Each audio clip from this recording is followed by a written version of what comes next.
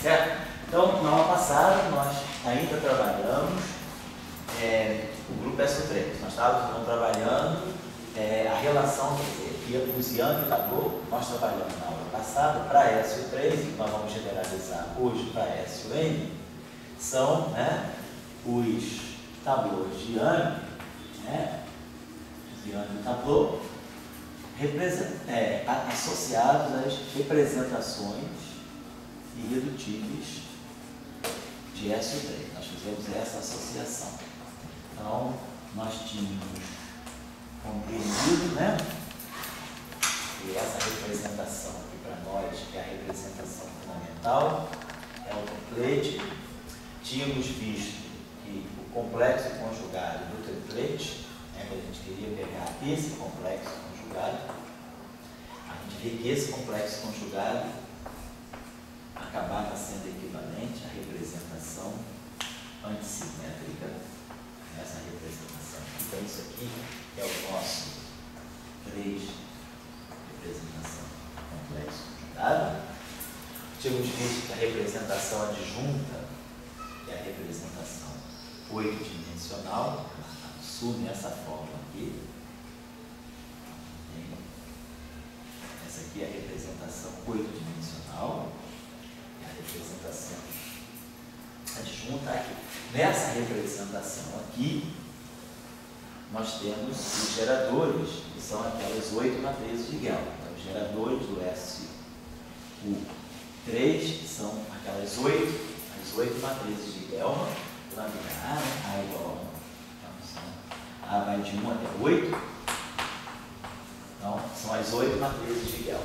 Nessa representação aqui, também nós tínhamos visto que na representação complexo conjugada, os geradores têm um sinal menos e tem a transposição das matrizes de Gell. Então, esses aqui são os geradores de SO3 na representação complexo conjugada. E na representação adjunta, nós tomamos como elementos de matriz, quer dizer, nós temos também os 8 geradores, então nós temos aqui os 8 geradores. Então, esses aqui são geradores de forma 3x3.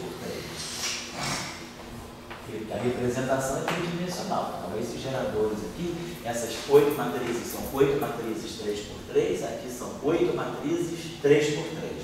Porém, aqui nós vamos ter 8 matrizes, que eu vou chamar de lambda maiúsculo. São 8 matrizes, 8 por 8. Por quê? Porque eu estou na representação 8-dimensional. Então, essas 8 matrizes, 8 por 8, elas têm estas 8 matrizes,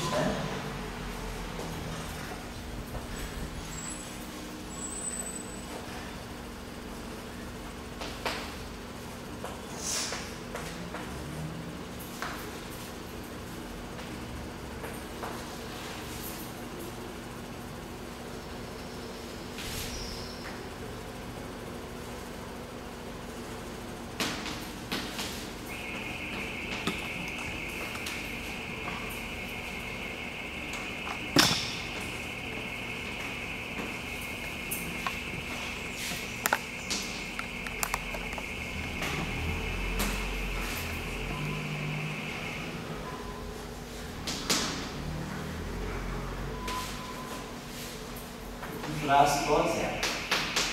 Então, tem essas 8 matrizes, essa probabilidade lambda A, hermitiano conjugado, é o lambda A. E o traço de cada uma dessas matrizes é 0. Agora, os elementos,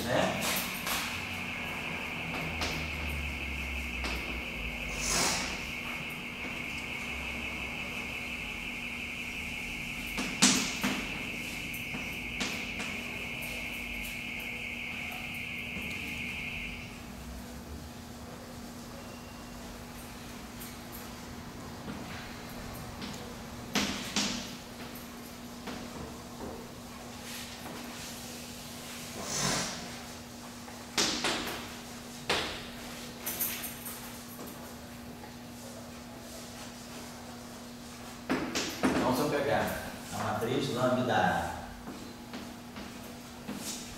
linha B, coluna C, vão lembrar, esses índices aqui vão de 1 a 8.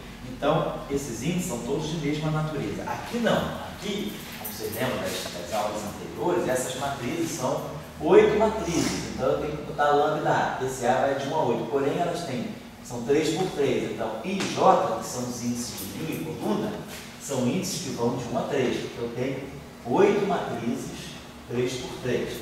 Então, esse A vai de 1 até 8. Então, eu tenho 8 matrizes.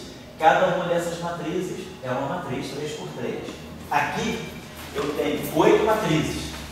Mas cada uma dessas 8 matrizes é uma matriz 8 por 8. Então, esses índices são de mesma natureza. Por isso que eu não boto aqui IJ, eu boto ABC, porque todos esses índices varrem o mesmo intervalo. Então, esse vai de 1 até 8, designando as 8 matrizes. Esse vai de 1 até 8, designando linhas e colunas. E os elementos dessas matrizes aqui são dados dessa forma, menos I, e aqui as constantes de estrutura, de SO3. Então, o que acontece lá em cima, para essas matrizes aqui, nós temos essas relações de comutação, lambda A sobre 2, lambda B sobre 2, igual a I, FABC, lambda C sobre 2. Vale também das matrizes menos transposta sobre 2, a representação 3 está. Menos lambda A transposto sobre 2, menos lambda B transposto sobre 2, também vai ser I, FABC, menos lambda C sobre 2 transposto. Então, as matrizes de Gell-Mann e as suas transpostas, negativas, satisfazem a mesma álgebra. E a mesma coisa vai acontecer com essas matrizes aqui. Essas 8 matrizes vão satisfazer a essa mesma álgebra. Se eu pegar os comutadores desses lambda A's com matrizes de lambda B, isso aqui vai dar para nós a mesma relação algébrica. IFABC, lambda C. Então, nós temos 3 maneiras, pelo menos, 3 maneiras distintas de representar as matrizes geradoras do grupo SU3. Claro, em cada representação, os elementos do grupo vão ser dados pelas exponenciações. Deixa eu colocar aqui, então.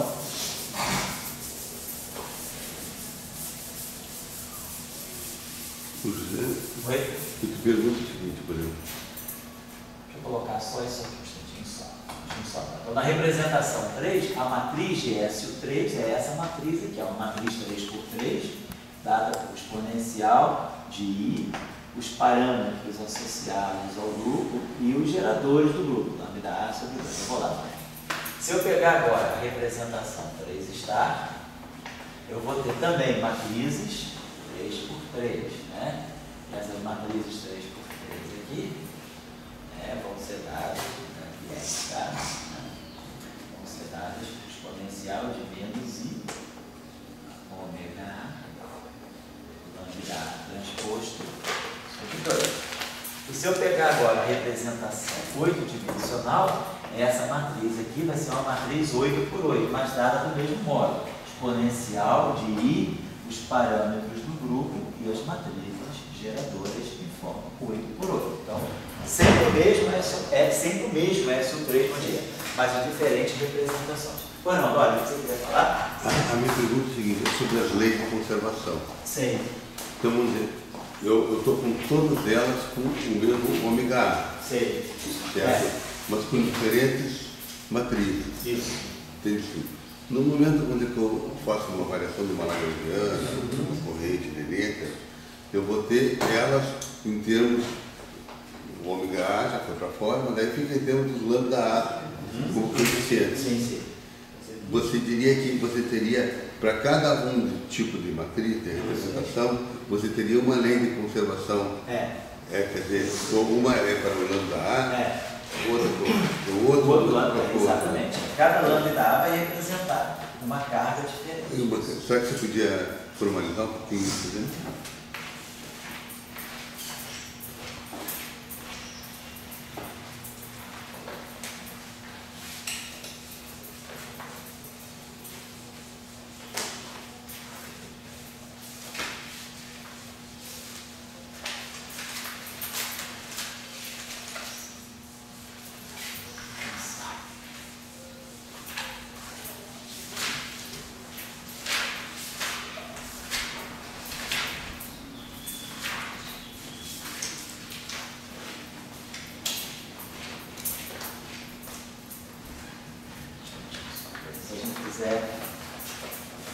associar, né? Quer dizer, cada gerador desse, se nós quisermos nada, não faz,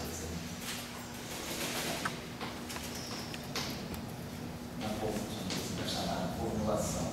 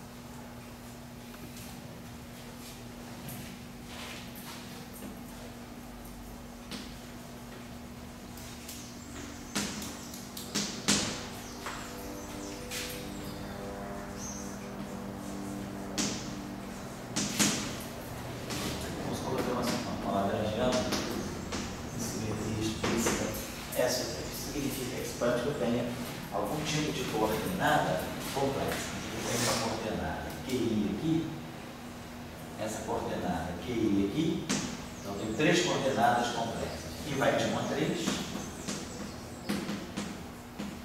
E suponhamos que essas coordenadas aqui sejam complexas, né? As coordenadas QI são coordenadas complexas. Suponhamos que a gente escreva uma lagrangiana simples aí.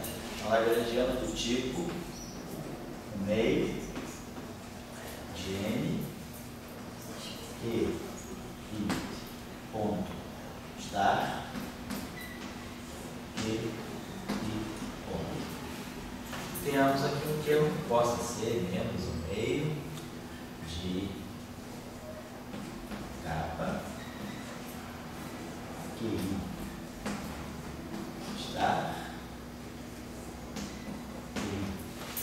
e eu tento que será menos 1/4 de QI estar QI ao quadrado. A gente tem uma coisa desse tipo aí. Professor, deixa eu fazer 2 perguntas de conceitos. O que seria canônica ali? Formulação canônica seria uma formulação feita em termos de uma lagrangiana ou de uma newtoniana. É a formulação da mecânica clássica. A canônica fica ou hamiltoniano ou lagrangiano. Pode ser o formalinho canônico sob a forma newtoniana e sob a forma lagrangiana. E a outra pergunta, não é? Seria com relação à lagrangiana que eu falava, às vezes eu estou fechando agora a mecânica, mas mecânica de 1, 2 e analítica. Sei. Quando a gente fala lagrangiana, significa que foi baseado na equação de Lagrange ou algo assim? Se você escreve uma lagrangiana, você a partir dela vai tirar as equações de Euler-Lagrange. E as equações de Euler-Lagrange vão ter todo o conteúdo das equações de Cayley de Newton. O formalismo lagrangiano ele é um formalismo mais genérico, mais amplo do que a formulação de Euler. A gente está vendo agora aquela parte de energia cinética potencial, que é uma menos a outra, na parte de Lagrange. Exatamente, a energia potencial, isso aqui tudo faz o papel do potencial. Essa segunda parte aí, né? Essa segunda parte aqui. Então, isso aqui faz como se fosse energia cinética, o meio de V2 e menos a parte potencial. Isso aqui está fazendo o papel da energia potencial que depende dessas coordenadas QI e que está aqui. Mas isso aí na mecânica quântica, né? Não, isso é mecânica normal. Mecânica clássica. É porque a gente, normalmente a gente chama de V, né? A gente deriva X, aí fica X 2 pontos, a gente não bota com Q, não. Ah, bom, tanto faz. Você pode colocar a coordenada. Isso aí poderia ser um X, desde que X seja uma coordenada complexa. Bom, então, pelo chamado princípio variacional, para quem já viu um pouquinho de mecânica clássica, né? O princípio variacional me dá as chamadas equações de Euler-Lagrange. Aqui o chamado princípio da minimação. Estou estudando isso esse semestre agora. Ah, entendi. Então, vamos fazer uma boa aplicação aqui. Princípio variacional, o princípio da minimação.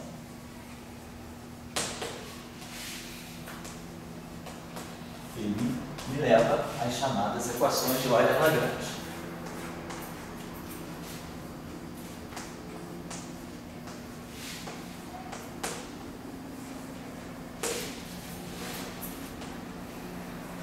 Nesse caso, então, ali, né, em que o lagrangiano depende só de derivadas primeiras, as equações de Euler-Lagrange têm essa forma. Se eu fizer a variação em relação às coordenadas que está, né, não vou enganar, ddt, ou seja, né, fazer a variação em relação aqui, a gente tem ddt, a derivada do lagrangiano em relação a QI ponto, menos a derivada do lagrangiano em relação a QI, igual a zero. Então, isso aqui é a equação de Euler-Lagrange, quando eu faço a variação em relação a QI. E, fazendo a variação em relação ao QI complexo conjugado, né, nós temos aqui dt, mesma estrutura. L, D, QI, ponto estar, menos L, dqi está igual a zero. Equação esse QI é um número complexo, não? é uma variável complexa. Isso poderia ser um x complexo. Tem uma parte real e tem uma parte imaginária. Então, se a gente agora quiser, por exemplo, nesse caso aqui, se a gente quiser aplicar essa equação, que é derivada do lagrangiano em relação a QI está. Nós temos esse termo aqui. Nós temos meio de M QI está. Eu até colocaria. Vamos tirar esse meio. Quando vocês removerem o lagrangiano, façam essa correção. Quando eu dei o lagrangiano assim, ó, o meio de M QI está QI, faça o favor, retire esse meio. Agora vai ser M QI está aqui, só para evitar o fator 2. Só para evitar o fator 2. Então, fazendo a variação, a derivada do lagrangiano em relação a QI está ponto, o primeiro termo que a gente vai ganhar, então essa equação aqui, ela vai me dar o seguinte conteúdo. Ela vai me dar M QI, dois pontos. Agora, menos. Nós tínhamos esse termo aqui, ó, menos um meio de capa QI está QI. Então, derivando esse termo aqui em relação a QI está, a mesma coisa, tire esse meio também daqui. Então, eu vou reescrever aquele lagrangiano, não deveria ter colocado aqui. Esse meio aqui caiu, então vai ficar assim, ó, M QI está QI. Depois eu tinha colocado um termo aqui que era menos um meio, também tira esse menos um meio. Vai ficar menos capa QI está QI. E depois eu tinha colocado um outro termo que era menos um quarto. Esse aqui nós vamos colocar menos um meio de QI está QI ao quadrado. Então é isso aqui que vai fazer o papel, vou colocar assim, o meu potencial. Então, tira-se o meio daqui, tira-se o meio daqui, e esse quarto que tem aqui fica meio. Isso aqui é o meu potencial, que depende de QI está QI. É isso aí. Então, vamos trabalhar com isso. É isso que eu estou fazendo. Estou pegando esse lagrangiano aqui e aplicando essa equação, derivando em relação a QI ponto está. Então, se eu derivar isso aqui em relação, se eu derivar em relação a QI ponto está, eu ganho M QI ponto.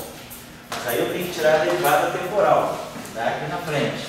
Então, é isso que está me dando M QI dois pontos. Então, quando eu derivo essa equação, esse termo em relação a QI ponto está, eu ganho M QI ponto. Mas aí eu tenho a derivada temporal. Isso me dá M QI dois pontos. Agora, menos a derivada desse objeto aqui, né? Então, a derivada desse em relação a QI está. Isso aqui não depende de QI está, depende de QI ponto está. Então, isso aqui está fora. Quando eu derivar esse termo em relação a QI está, eu vou ganhar menos K QI. Então, aqui, com esse menos aqui e com aquele menos que está dentro do L, isso aqui vai me dar mais K QI. E esse termo que está aqui, quando eu derivar ele em relação a QI está, derivada do quadrado, desce o 2, cancela isso aqui. Então vai ficar QI estar, QJ estar, QJ vezes QI. Então o outro termo também vai aparecer no sinal mais, vai ficar mais. Aqui eu não tinha colocado, aqui eu coloquei um K, aqui eu coloquei o que era um G sobre 2, eu nem lembro. Lambda, né? Hã? Lambda. Você não botou nada, mas já botou um lambda. Então eu vou botar aqui no fator, olha, quando eu escrevi esse lagrangiano, eu tinha colocado menos o meio de QI ponto estar, QI estar, QI, e aqui onde eu tinha colocado um quarto, vamos colocar um fator G sobre 2. É uma nova constante acompanhada. Peço perdão a vocês por ter esquecido. Então vai ficar mais G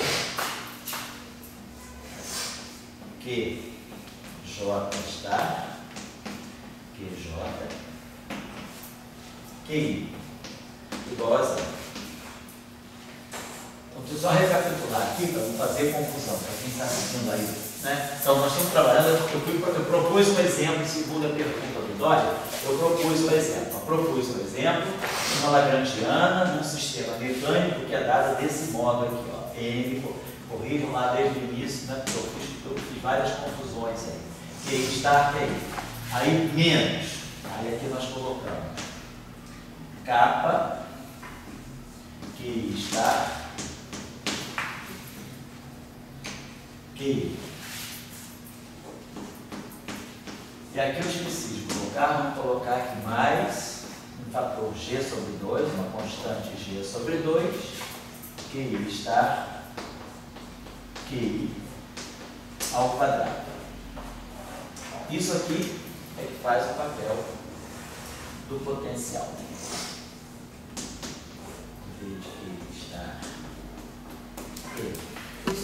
Então é esse o exemplo que nós estamos trabalhando. Não tinha só esse lagrangiano para nós, é o lagrangiano que nós estamos trabalhando e nós vamos mostrar que ele é invariante sobre S sobre 3. Pois não? Esse lagrangiano com complexo, na prática, assim, traduzindo para o que poderia ser? Você pode sempre traduzir. Esse lagrangiano, na verdade, a variável dele é complexa, mas ele é real. Não. Isso aí está representando um oscilador harmônico, só que dobrado, né? Você, para cada coordenada dessa, né? Você diz QI é uma coordenada complexa. Então, ela tem uma parte real, mais uma parte imaginária, sobre 2. Bota aqui uma raiz de 2. O QI está xi menos i, yi sobre raiz de 2. Quando eu substituir isso naquela equação, raiz de 2 com raiz de 2 vai dar meio. Então esse termo aqui vai dar meio de n. Aí quando eu fizer esse cálculo, derivar isso aqui em relação ao tempo, vai ficar isso aqui. E quando eu multiplicar QI ponto estar por QI, vai ficar o meio de n xi ao quadrado, xi mais yi. Esse é o primeiro. Eu acho que eu não soube me expressar, né, deixa eu tentar reformular aqui. Eu quis dizer o seguinte, o que poderia ser representada essa coordenada? O que poderia ser? Estou te mostrando aqui. Não, mas não em números, uma coisa assim. Não, deixa eu te mostrar. Tá. Então isso aqui tem uma parte real, uma parte imaginária. Agora você vai me dizer o que é isso aqui. A tua pergunta a tua resposta. Se você soube perguntar, você sabe responder essa pergunta. O que é isso aqui? Isso aí não é x1 ponto, x1 ponto, mais x2 pontos, x2 pontos, mais x3 pontos, x3 pontos. Y1 ponto, Y2 ponto, Y1 ponto. Esse aqui eu estou pegando, que é um oscilador harmônico.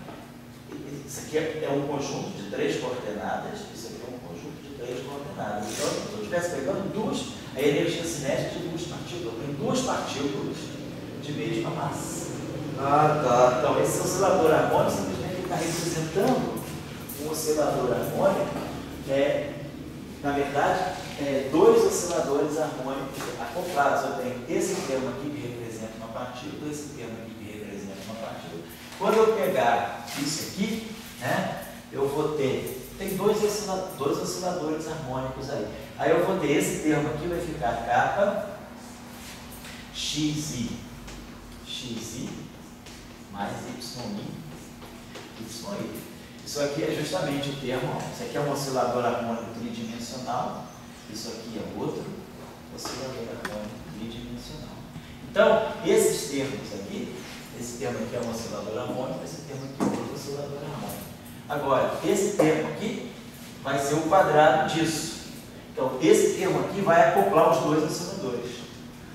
Se eu não tivesse o G for zero, eu tenho dois osciladores harmônicos tridimensionais desacoplados. Tudo que tem X é uma coisa, tudo que tem Y, as coisas não se misturam. Então, se eu fizer, vai ficar X1, 2 pontos, X1, X2, 2 pontos, X2, X3, 2 pontos, X3.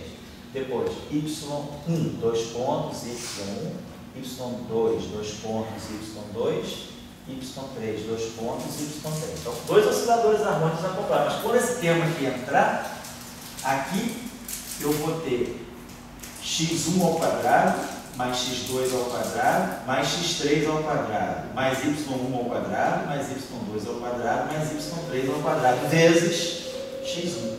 Então, esse termo aqui, um G diferente de zero, ele acopla os dois osciladores. São dois osciladores harmônicos tridimensionais acoplados por essa constante aqui. Esse é o sistema físico para entender.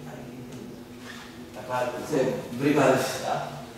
Que eu ainda não tinha visto assim, não, só com uma coordenada só. Só uma coordenada, né? Um exemplo bem simples, né? Então, tá legal. Então, o que nós estamos descrevendo com esse sistema físico é um sistema de dois osciladores harmônicos simples, né? Tridimensionais, isotrópicos, porque a constante de móvel é a mesma para os dois, né? Porém, esse termo aqui vai fazer o acoplamento entre os dois osciladores harmônicos. Então, se G é diferente de zero, os dois osciladores estão acoplados. Se G é igual a zero, eu tenho dois osciladores harmônicos tridimensionais, isotrópicos, de mesma frequência, desacoplados. Eu simplesmente duplico a questão. Então, essa é a equação de Euler-Lagrange. Beleza. Então, esse é o problema que eu estou colocando. Bom, vamos observar que esse sistema tem uma simetria SO3. Então, por que esse lagrangiano é invariante por SO3? Vamos pensar assim. Vamos supor que a gente associe uma coordenada. Vamos associar essa coordenada Q grande como sendo Q1, Q2, Q3. Então, eu estou associando uma coordenada que é um vetor coluna, com as três coordenadas Q1, Q2, Q3. Então, com essa notação aqui, aquele lagrangiano ali, aquela lagrangiana pode ser escrita assim, ó, N, Q, derivada temporal Dagger, Q, derivada temporal, menos kappa, Q Dagger, Q, menos G sobre 2, Q Dagger, Q ao quadrado. Certo? Então, simplesmente reescrevi aquele lagrangiano de uma forma de vetor coluna. Que eu peguei, em vez de trabalhar com as três coordenadas separadamente, eu reuni as três coordenadas numa espécie de um vetor tridimensional, num triplete, e coloquei aquele lagrangiano daquela forma. Essa expressão aqui é idêntica a essa expressão aqui. Muito bem. E aí a gente pode observar o seguinte: se nós fizermos essa transformação, que é um vetor coluna com três componentes, ele vai em Q', que é uma matriz R vezes Q. Então, suponhamos que eu faça esse tipo de transformação. Q vai em Q', que é RQ. Então, é claro, eu vou ter, com esse Q', eu vou escrever um novo lagrangiano. Eu vou escrever esse lagrangiano aqui. L', Q', Q', Q', Q', Q'. Fez um lagrangiano tudo linha. Se eu fizer essa transformação, eu faço um lagrangiano tudo linha. Mas aí agora a gente observa que, se eu colocar esse Q' nessa expressão, eu vou produzir sempre algo Quando eu tirar o W dessa expressão, eu vou produzir algo. Essa matriz aqui é constante, ela não depende do tempo, então ela não tem nada a ver com essa derivada temporal. Então, cada termo desse vai me produzir essa combinação aqui, RWR. Então, se RWR for igual à identidade, se acontecer isso aqui, se RWR fizer essa condição, esse lagrangiano linha, todos esses R se cancelam, e aí esse lagrangiano linha fica idêntico ao lagrangiano sem linha. Ou seja, se essa matriz aqui for uma matriz unitária 3×3, e eu vou tomar, pode ser o 3 ou S, o 3 eu vou tomar S, o 3, então se essa matriz aqui for uma matriz de S ou 3, automaticamente esse lagrangiano é invariante. Então, nós temos um exemplo de um lagrangiano que é invariante sobre S3. Eu tenho 3 coordenadas complexas, né, organizadas de dessa forma, com 2 osciladores harmônicos tridimensionais acoplados, e aí eu vejo que o lagrangiano é invariante por essa transformação, ou seja, o lagrangiano L, escrito em termos de Q' é igual ao lagrangiano L, escrito em termos de Q. Ou seja, o lagrangiano L, escrito em termos das coordenadas Q' é a mesma coisa que o lagrangiano L, escrito em termos das coordenadas Q'. Então, mudei as coordenadas, mas o lagrangiano se manteve da mesma forma. Então, isso significa invariância, significa que esse nosso lagrangiano ele tem invariância sobre S3. Invariância sobre S3. Então, vamos escrever aquela lei de transformação agora, então, em forma infinitesimal. Então, isso significa que o nosso lagrangiano pode ser escrito assim. Quer dizer, ou seja, cada transformação pode ser escrita assim. Q' é igual a RQ. Mas nós sabemos agora quem é a matriz R. A matriz R é uma matriz de S3 na representação tridimensional. Então, essa matriz pode ser escrita assim, ó, I, geradores, parâmetros de ômega A, geradores, matrizes de Gell-Mann sobre 2, atuando em Q. Se eu fizer uma transformação, então, infinitesimal, isso significa que esses parâmetros aqui são muito pequenos, eu posso expandir essa exponencial em primeira ordem. O primeiro termo da exponencial é a identidade, tá? Q' igual a Q. Mas, agora vamos abrir isso aqui, ó. I, ômega A, acontece isso sobre 2. Ômega A, lambda A, Q. O que significa essa expressão? Essa expressão pode ser lida assim. A iésima componente aqui, que é o Q e linha, e da iésima componente aqui, QI, mas a iésima componente desse produto. Então, isso aqui tem que ser escrito assim, ó, I sobre 2, ômega A, matrizes lambda A, elemento IJ, DJ. Está aqui. Então, essa transformação de S3, atuando infinitesimalmente,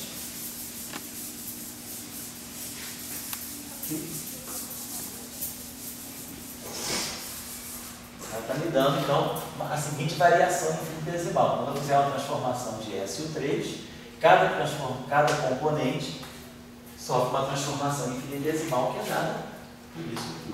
I sobre 2, ômega A, está somado, né? A matriz lambda A, particular gerador, elemento linha I, coluna J, que J é uma relação matricial. Isso aqui é a variação infinitesimal das linhas coordenadas. Então, eu estou dizendo? Estou dizendo que o meu lagrangiano L de Q' é igual ao meu lagrangiano L de QI. Mas quem é o lagrangiano L de QI? É o lagrangiano de QI mais delta QI. Isso aqui é igual ao lagrangiano L de QI. Esse lagrangiano aqui, eu pode ser escrito assim. Aqui vai ser o lagrangiano L de QI mais um delta L. Fiz uma transformação infinitesimal, então vai ser o lagrangiano original mais o delta L. Se isso é igual a isso, então a invariância significa que delta L é igual a zero. Ou seja, o meu lagrangiano é invariante. Então, quando eu fizer uma pequena transformação delta QI, esse lagrangiano é invariante. Parece.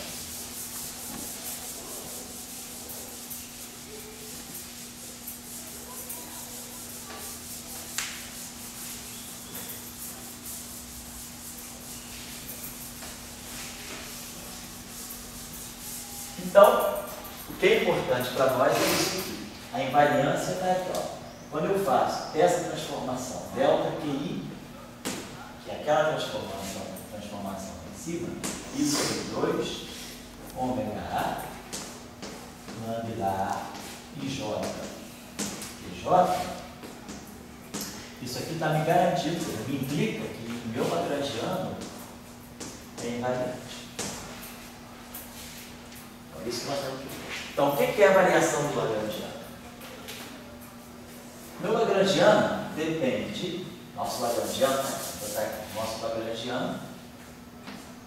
depende de uma função do QI ponto estar, é uma função do QI ponto.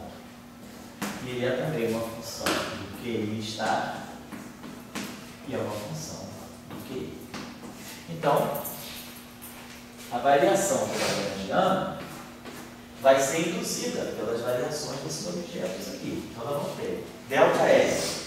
Delta L vai ser a derivada do lagrangiano em relação a QI ponto estar delta de QI ponto estar mais a variação do lagrangiano em relação a QI ponto delta QI ponto mais a variação do lagrangiano em relação a QI estar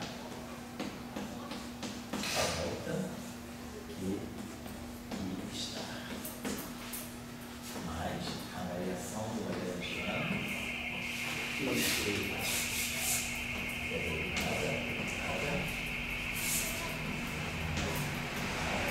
mais derivada em relação a QI delta QI.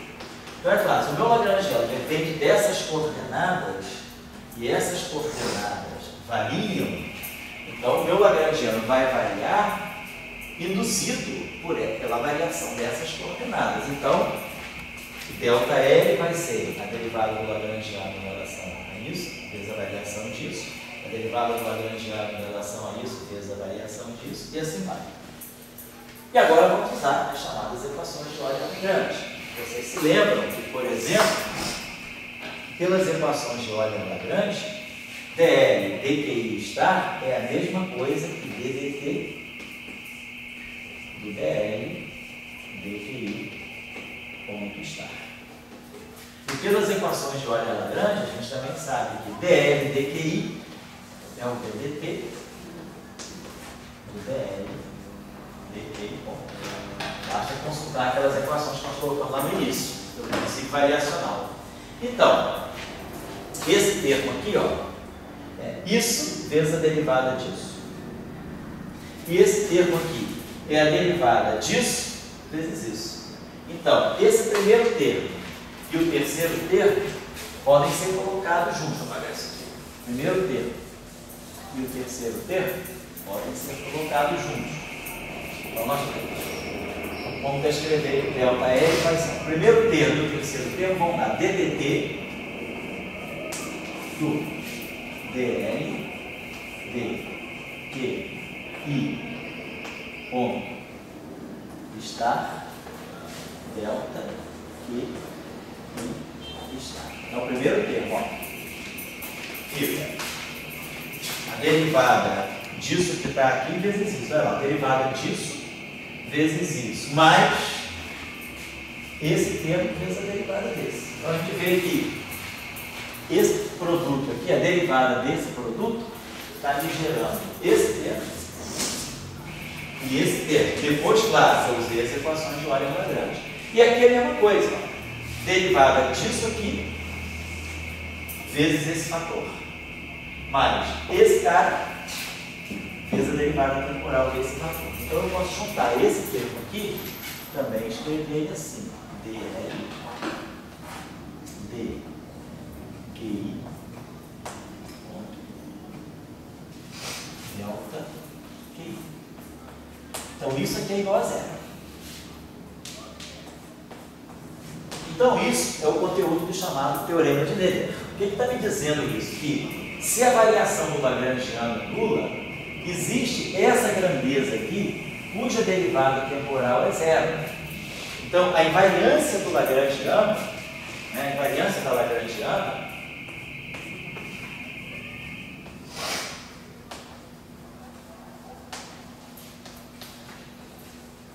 ela é equivalente à existência de uma lei de conservação, DDT, de uma certa grandeza G igual a zero. Vou chamar de J.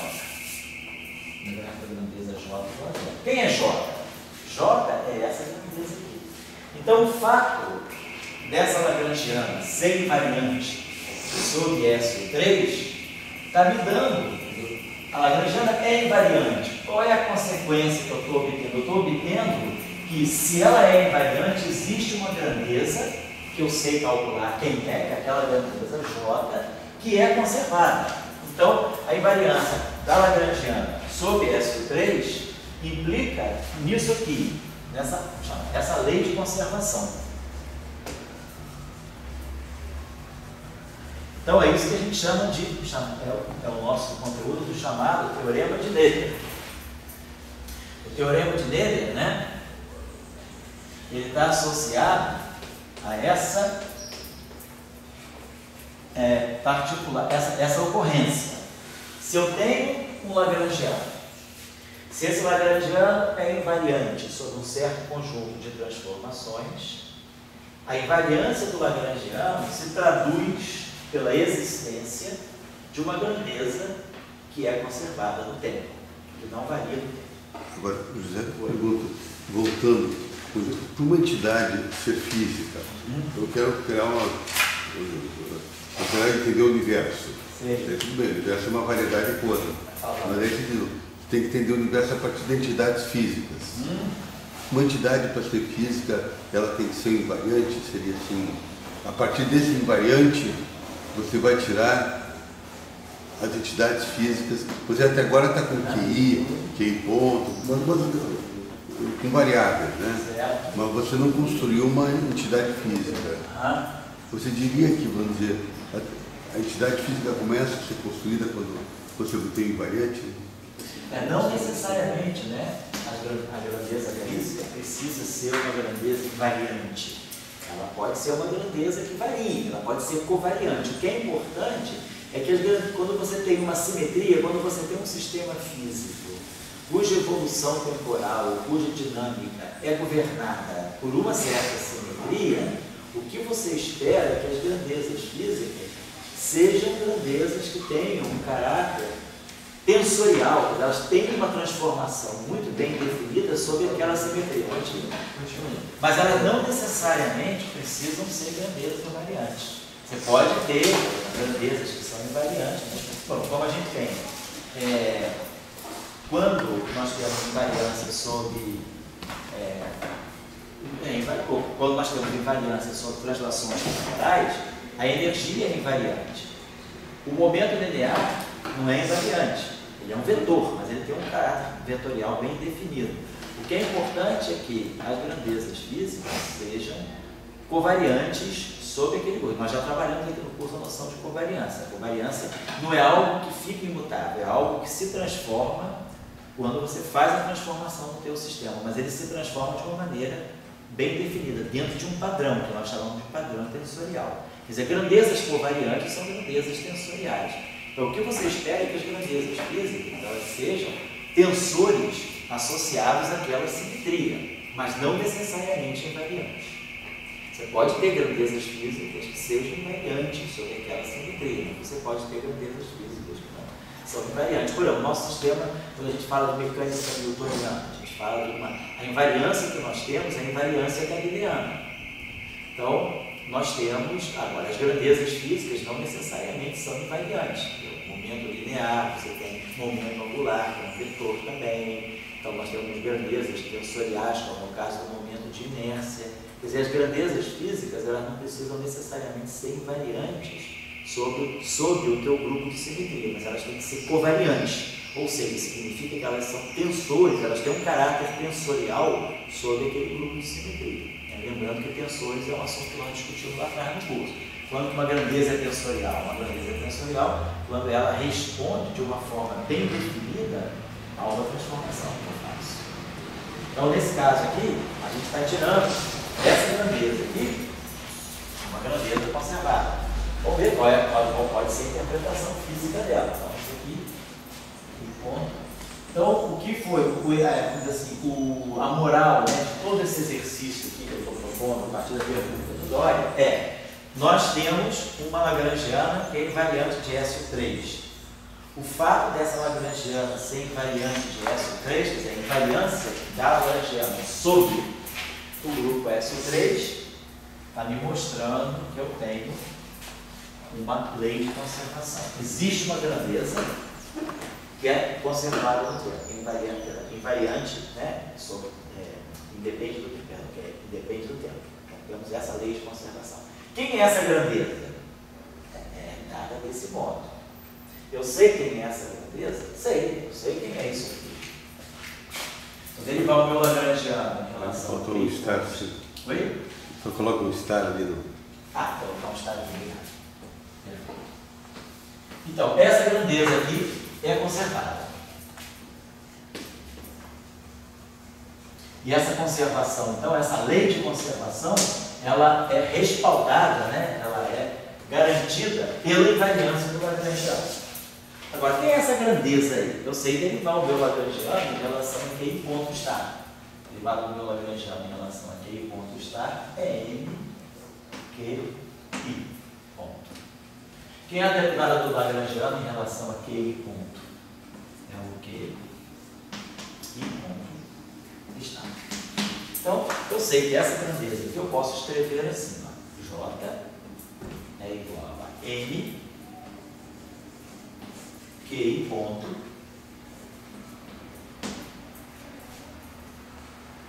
delta Q ponto está. Delta Q está. Mais Q I ponto está. Delta de Q. Vocês estão vendo que essa grandeza é real. Por quê? Eu estou somando a esse termo aqui o seu respectivo complexo conjugado. Complexo conjugado. Então, isso aqui, quando eu somo uma grandeza complexa com a sua grandeza complexa conjugada, eu tenho uma grandeza real. Essa grandeza é real e é conservada. Mas agora nós sabemos, olha que vai ser a coisa importante, né? Quem é esse QI está? Delta QI está. Delta QI está nós tínhamos escrito. Nós tínhamos escrito aqui, ó. Delta QI é isso aqui para nós. Delta QI é 1 meio de ômega A, I sobre 2, I sobre 2, ômega A, lambda A, e J, QJ. Aqui é o meu delta QI. Se eu tirar agora... Professor, eu também tenho um M então também. Tem um M aqui? Não, aqui também tem um.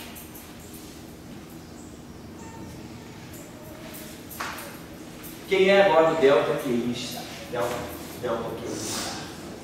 Só tirar o complexo conjugado dessa equação. Menos I sobre 2, ômega A.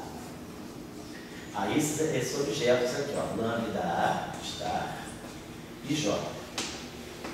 Vai ter vezes QJ está.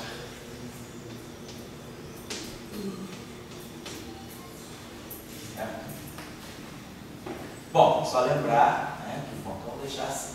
Então, quando eu colocar essa relação aqui, né, então vamos fazer assim. Lembrando, ó, vamos botar esse pedaço aqui, e esse pedaço aqui.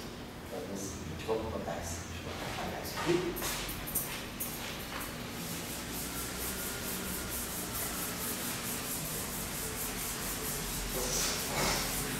Vamos acabar essa parte assim.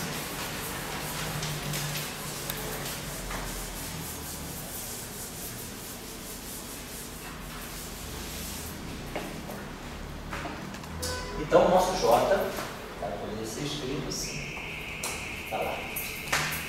Ele vai ter, ó, esse M. Então, quando eu substituir esse termo aqui, vai ficar M, vou botar assim, né? M. E ainda vamos ter Q ponto vezes delta QI está. Então, vamos produzir esse fator. Menos I sobre 2, ômega A.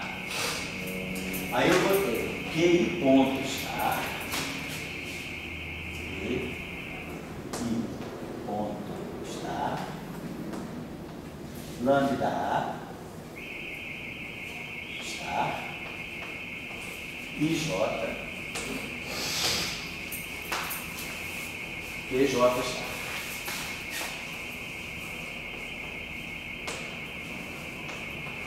E vou ter agora esse pedaço aqui.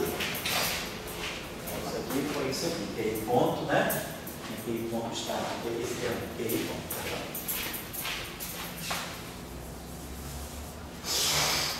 Peguei isso aqui, ó. Isso aqui vezes isso aqui. Então fica QI menos I sobre 2, ômega A, QI ponto, delta que está. Agora o segundo termo vai ser isso aqui. QI ponto está vezes o delta QI. Tá? Vai aparecer mais I sobre 2, de novo, ômega A. Aí vai aparecer QI ponto, tá?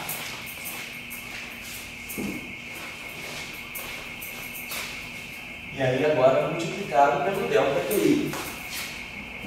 Lambda A e J.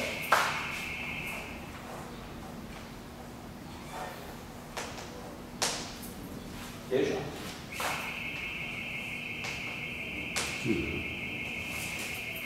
Então, como vocês estão observando, eu posso fatorar aqui, ó.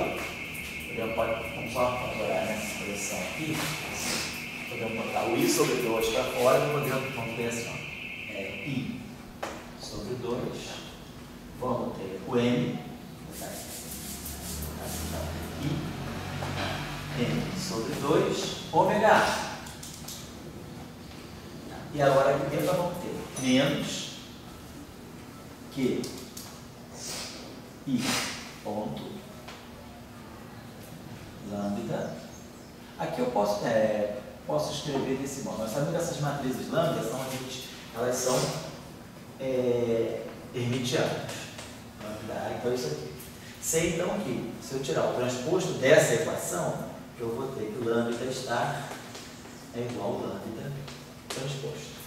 Então eu posso escrever lambda transposto, né? Tanto faz, posso escrever lambda estar e J é a mesma, então lambda A estar e J é a mesma coisa que o lambda transposto e J. Só que o lambda transposto e J é o lambda JI. Então, se a gente quiser, a gente pode colocar lambda A estar e J, colocar lambda A JI. Eu posso colocar aqui lambda A JI. E aqui DJ está. Vou colocar só, lembrar que tem essa troca aqui, que é lambda A. Então, lambda A está em J, devido ao fato da matriz ser hermitiana, é a mesma coisa que o lambda A JI. Então, só por uma questão de organização, como eu botei aqui lambda A JI, vou botar esse cara na frente. Então, essa relação aqui é só uma questão de arrumação, de gosto. Eu poderia ter parado aqui, não tem problema. Então vou botar assim, ó, QJ está. Então vou trocar a ordem. QJ está. Lambda A, JI, QI ponto. Só para seguir os índices da matriz. Então, A está, lambda A, JI, QI. E aí um outro termo, vou botar esse aqui assim. E aí esse outro termo aqui, já fatoramos esse termo aqui, isso aqui vai ser mais QI está lambda A e J. QJ.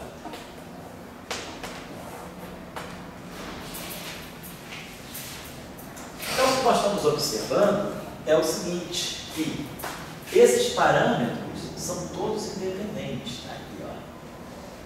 Então, eu tenho esses ômegas aqui, e aqui, vocês estão observando que essa expressão aqui, ela vai ter uma expressão para cada A. Quando esse cara aqui for ômega 1, aqui vai ser lambda 1, aqui vai ser lambda 1. Quando esse cara for ômega 2, aqui vai ser lambda 2, aqui vai ser lambda 2. Até quando esse cara for ômega 8, aqui vai ser lambda 8 e aqui vai ser ômega 8. Então, o que nós estamos vendo, na verdade, é que, na verdade, para cada parâmetro vai carregar consigo cada parâmetro vai carregar consigo uma espécie de um JA. Aqui.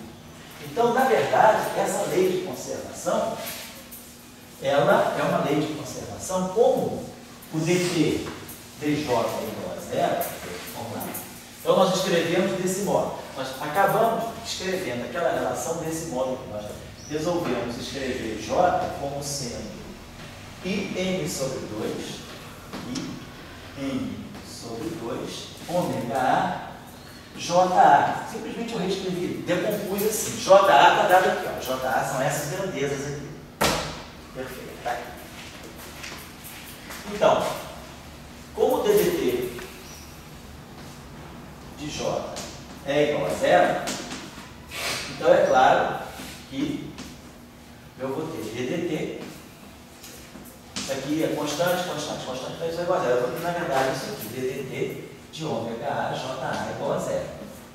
Mas lembrando, esses parâmetros são todos constantes também. Então eu posso escrever essa equação desse modo: ômega A, dJA, dt igual a zero.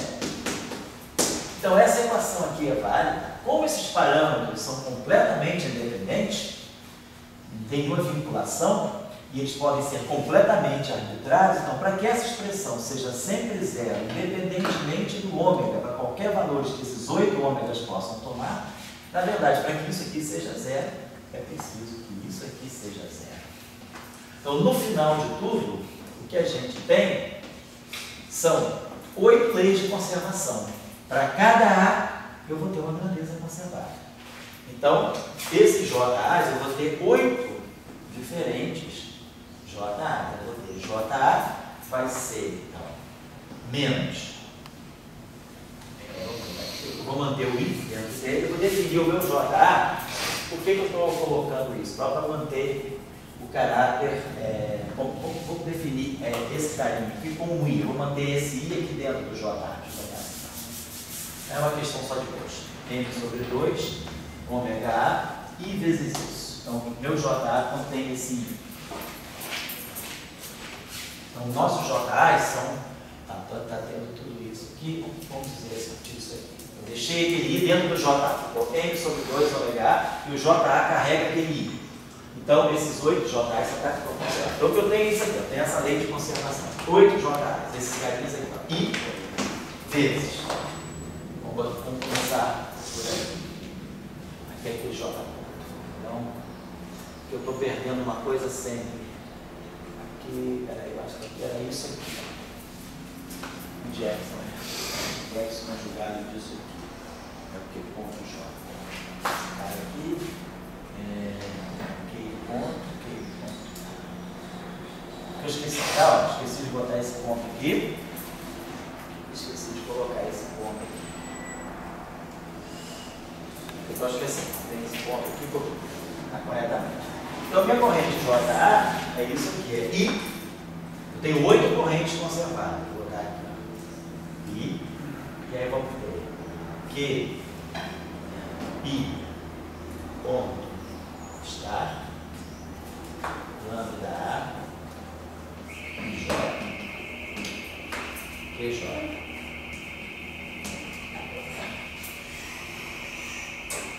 menos QJ está lambda AJ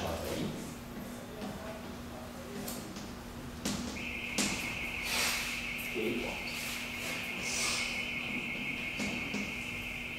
Então nós temos aqui, então, o resultado final, a moral final de toda essa história é que, tendo essa lei, tendo essa simetria S3, para cada parâmetro ômega A, vai haver associado a ele uma corrente independente. Então nós temos uma grandeza conservada independente. Então nós temos tantas grandezas conservadas quantos forem os geradores da simetria. Eu tenho 8 geradores de S3.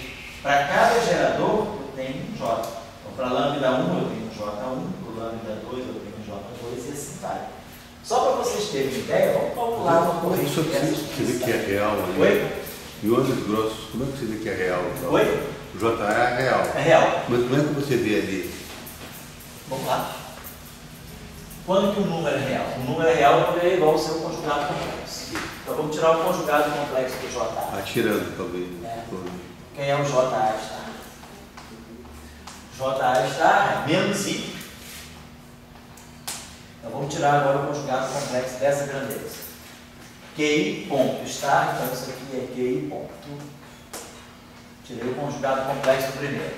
Vamos tirar o conjugado complexo desse número. Lambda A estar IJ.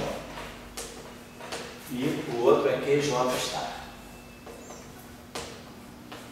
Depois o outro termo, menos QJ, lambda A estar, JI, QI ponto.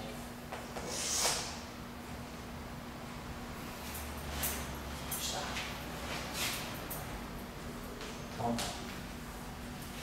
agora, vamos lembrar, lembrando daquela nossa relação. As matrizes lambda A são hermitianas. Se eu tirar o transposto dessa equação, então isso aqui me dá lambda A estar, tirando o transposto, igual a lambda A transposto. Então, lambda A estar e J é a mesma coisa que lambda A transposto e J. Só que lambda A transposto e J é o lambda A JI. Certo? Então, como lambda A transposto e J ou lambda A JI, então lambda A estar e J é a mesma coisa que lambda A JI.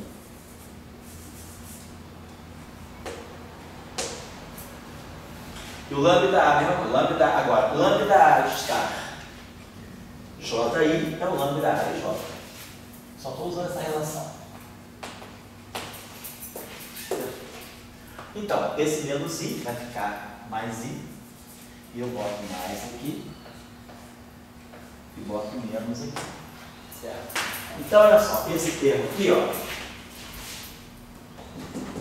é exatamente esse, só está trocando a ordem, só trocar, tá? Mas é a mesma coisa, são números, posso passar agora. QI ponto estar, lambda A e J, QJ. Então, esse termo aqui é exatamente esse termo aqui. E esse termo aqui é esse termo aqui. QJ está, lambda A, JI, QI ponto. Então, essa corrente é real.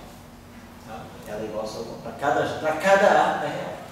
Eu tenho 8 grandezas reais, cujo DDT é zero. O DDT de JA é zero. Eu tenho 8 grandezas reais conservadas. Para ficar muito formal, vamos ver quem é a forma desse J. Vamos pegar um J1. Vamos ver quem é J1. Eu quero calcular explicitamente. Você fala, não, mas eu quero ver quem é a carinha do J. Vou apagar aqui rápido, isso aqui está filmado, isso aqui foi simplesmente um cálculozinho de exercício. Na verdade, eu estava mostrando que essa grandeza aqui é real. Então, está feito aí. Vamos pegar uma grandeza para a gente ver explicitamente quem seria o J1, só para a gente ter uma ideia. Então, J1 vai ser I. Então, vamos lá. QI está lambda A e J. Tem um ponto ali em cima do... Tem um pontinho. Lambda A e J.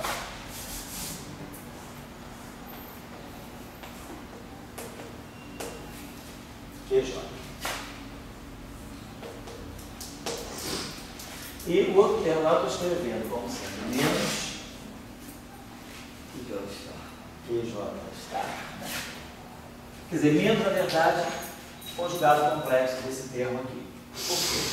Se eu tirar o conjugado complexo desse termo, vai ficar QJ está, lambda A está e J, mas lambda A está e J é o lambda A e J. Então, está menos complexo. Então, eu falo que eu calculo o primeiro e substituo o segundo, não preciso nem calcular, é o conjugado complexo do primeiro. Então vamos ver quem é esse carinha aqui. Isso aqui tem a seguinte cara, isso aqui eu posso escrever, lembrando daquela nossa expressão, eu posso escrever isso aqui da seguinte maneira, isso aqui é aquele nosso Q Dagger, lambda A, Q.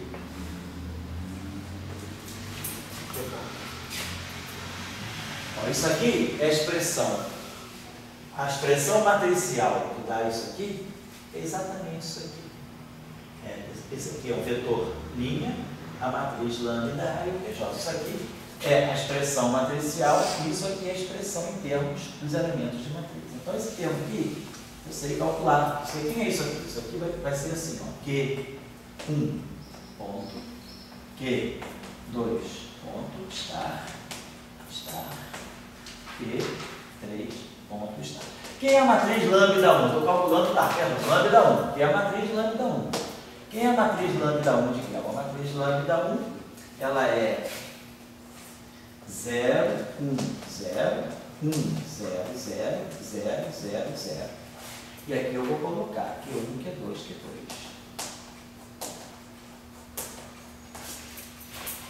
Então eu coloquei Q ponto Dagger, a matriz lambda 1 e o Q.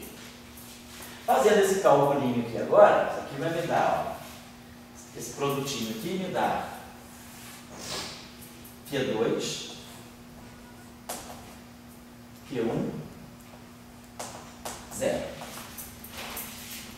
E aí, multiplicando isso por isso aqui, então eu botei que o J1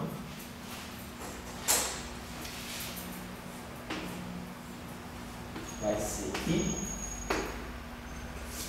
Então, quando eu fizer isso, vai ficar Q1 ponto estar Q2, Q1 ponto estar Q2, mais Q2 pontos estar Q1. Q2 pontos estar Q1. E agora, menos o conjugado complexo disso. Menos Q1 ponto Q2 estar menos Q2 estar Q2 ponto Q1 estar. Então, sem fazer cálculo nenhum, assim, para chegar, eu sei que essa grandeza aqui é conservada. Se eu estudar a dinâmica do sistema, eu sei que essa combinação das coordenadas dela é conservada. Isso aqui seria o G1, J1. Como vocês sabem aqui das aulas, quem eu tinha dado lá nas aulas anteriores, quem é lambda 2, lambda 3, lambda 4, lambda 5, lambda 6, lambda 7, lambda 8, vai ficar como um exercício idiota, só para vocês aprenderem, exercício de burro mesmo, desculpa, mas só para vocês aprenderem a manipular um pouco melhor. Um dia na vida a gente faz isso, né? Então vamos lá. Então vocês agora vão completar o exercício. Vamos lá, calculando explicitamente J2, J3 até J8. Completar. Então peço a vocês a gentileza de tentar ver a forma explícita de todas as 8 correntes, mas não vai. Isso é uma corrente, né? A gente chama de corrente, uma grandeza conservada. Uma grandeza conservada.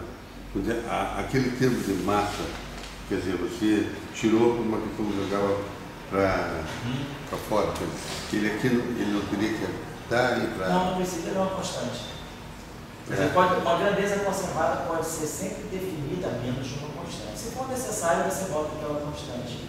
Mas não precisa. O que é importante é que você saiba que existe uma combinação das coordenadas que no final do dia é completamente conservada. Aconteça o que acontecer com o teu sistema, aquela grandeza não vai variar no tempo.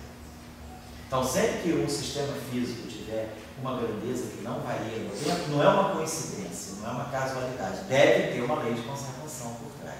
É isso que a gente imagina. Quando a gente tem uma lei de conservação, que é uma conservação de energia, conservação do momento angular, conservação de entropia, não importa. Quando a gente tem alguma lei de conservação, né, de carga elétrica, quando tem uma lei de conservação na física, esse exemplo é simplesmente um exemplo muito simples que mostra que por trás de uma lei de conservação deve ter uma simetria. As conservações não devem ser acidentais. A gente aprendeu a associar lei de conservação à simetria. Essa é a moral da história. Agora, mas eu te pergunto o seguinte, naquele J1, vamos dizer que eu estou simplesmente seguindo aquela osciladora, as leis de Newton. Tá certo. Certo? Eu não ia me deparar com esse J1. Casualmente não. Você ia poder chegar a isso, sim, por tentativas e erros, se você não soubesse esse procedimento.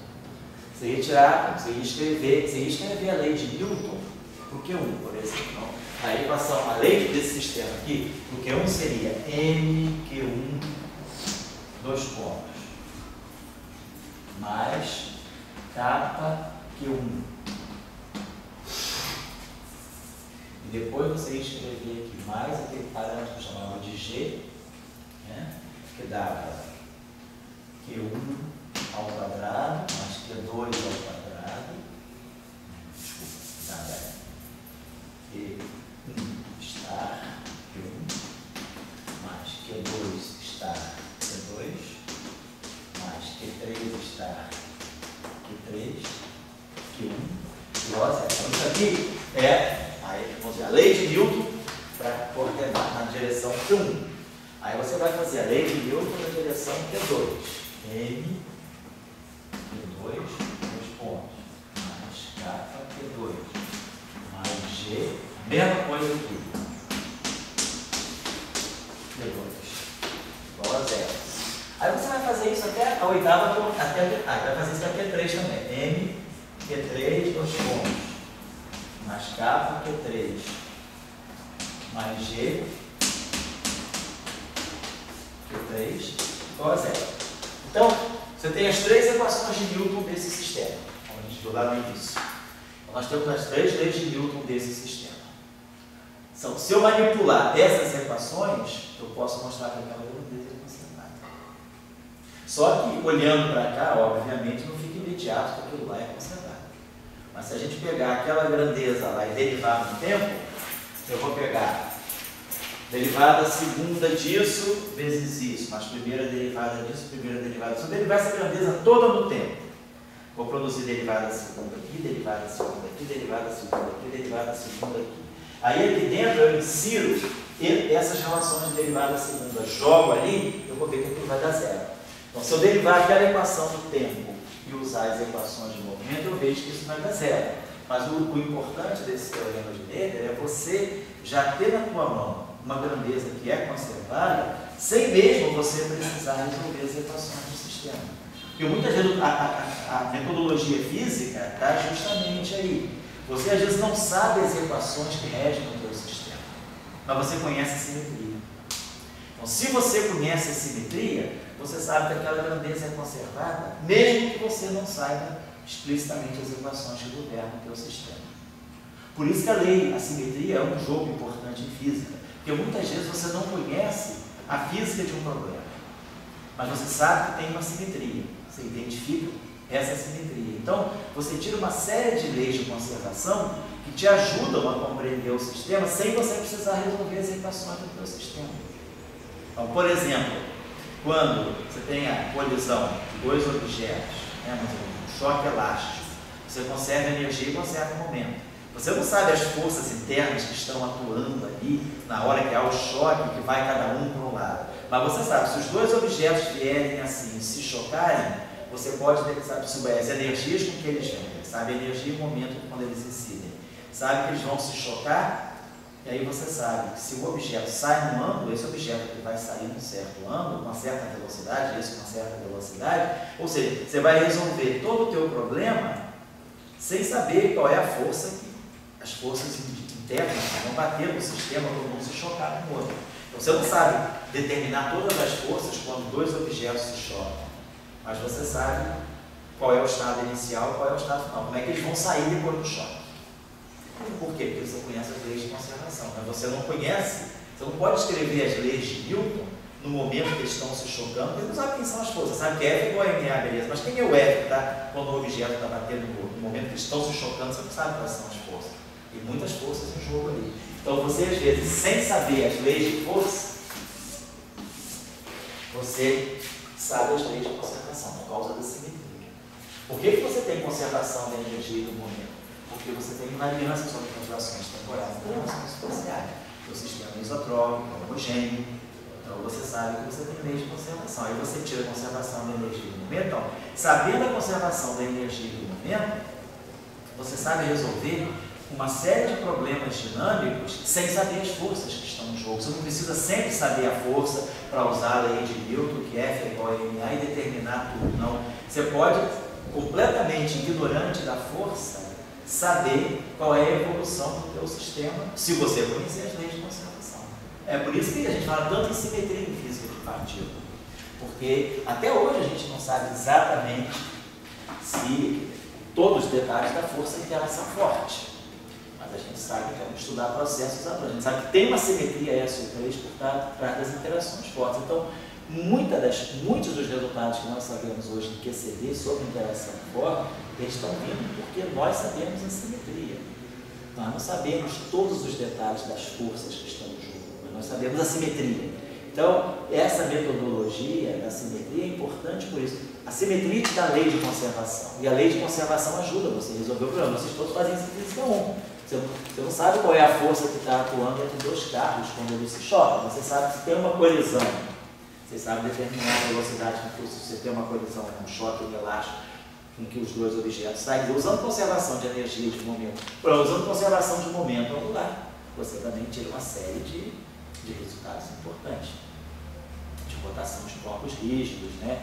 Movimento planetário. Por que os planetas se movem em planos? Por que a órbita da Terra é um plano fixo em torno do Sol? Por que a órbita da Terra não está fazendo disso? Por que esse plano não está rodando? Por que a Terra está no movimento planar? Por que os movimentos planetários são planares? Por quê? Por causa da lei de conservação do momento angular, na força central. Então, muitas vezes, você não sabendo a dinâmica do problema, mas sabendo a simetria do problema, você resolve o problema sem precisar da lei de Newton. Mas você sabe que a simetria te dá grandezas conservadas. Aí você sabe, se eu conheço o sistema antes, por conservação, o sistema depois vai ter que ter tais e tais características, por causa das leis de conservação. Elas me ajudam a determinar a configuração final do sistema. Então, uma partícula vem daqui, a outra vem daqui, elas se chocam e se espalham. A configuração inicial. Essa partícula vem com certa energia e momento, essa partícula vem com certa energia e momento. Elas se chocam, não sei as forças que estão em jogo aqui, absolutamente sou ignorante delas, mas eu sei que a configuração do meu sistema é: uma partícula foi espalhada num ângulo θ, a outra partícula foi espalhada num ângulo φ, uma saiu com uma certa energia e momento, a outra saiu com uma certa energia e momento. Ou seja, eu conheci a configuração inicial, conheço a configuração final, mas não sei as forças que atuaram, que fizeram essa mudança. Mas eu sei a lei de conservação. Então, eu saí daqui para cá por causa da lei de conservação, não porque eu sei a lei de Newton, eu não sei quem é F nesse caso. Agora, aí eu faço a minha pergunta. Entendeu qual é o problema? Então, é por isso que simetria é importante em física. E a simetria muitas vezes substitui para vocês a lei dinâmica que vocês não conhecem. Você pode não saber as forças que atuam no problema, mas se você conhecer todas as simetrias do problema, você é capaz de ter muitas informações, talvez não todas, mas muitas informações relevantes, sem conhecer as forças. O que é? Então, a minha, vamos dizer, a simetria, ela está no ômega. A simetria, os parâmetros garantem o tipo de simetria. Quando você fala, como nós já vimos aqui, quando a gente falava do grupo SO2, a gente viu que o grupo SO2, aqueles parâmetros do grupo SO2 formam uma variedade tridimensional. Quando eu falo da simetria SO3, eu tenho 8 parâmetros ômega, que eu falei para vocês, são completamente arbitrários. Mas completamente arbitrários como? Eles vivem em que espaço? Esses 8 ômegas são completamente soltos, vão de menos infinito a mais infinito. Quem são esses 8 parâmetros ômega? Então eu tenho que saber, esses 8 parâmetros ômega, eles formam uma variedade 8-dimensional. Eu tenho 8 parâmetros. Ele vai tomando, ômega 1 pode tomar tais e tais valores, ômega 2 tais e tais valores. Então, eu vou formar um espaço 8-dimensional, eu tenho 8 coordenadas, ômega 1, ômega 2, aqui é ômega 8, cada uma variando dentro do seu range, dentro do seu intervalo de variação. Isso vai formar um espaço de parâmetros. É isso que garante. Então, a simetria SO3 está associada a esse espaço dos parâmetros ômega. Agora, dentro dessa simetria, você encontrou as representações. Aqueles 3 R que você nos escreveu. Encontrei as matrizes 3x3, encontrei as matrizes 8x8, como a gente falou. Quer dizer, dentro da simetria, nós encontramos as representações, ou seja, nós falamos na aula passada. As representações são os tabuas de ano. Por exemplo, isso aqui é uma representação de SO3. Por exemplo, essa representação que a gente viu na aula passada. Vocês tiraram até os exemplos aí no quadro. Né? Então, tem a simetria tem a álgebra de Lie, que são as constantes de estrutura. E aí eu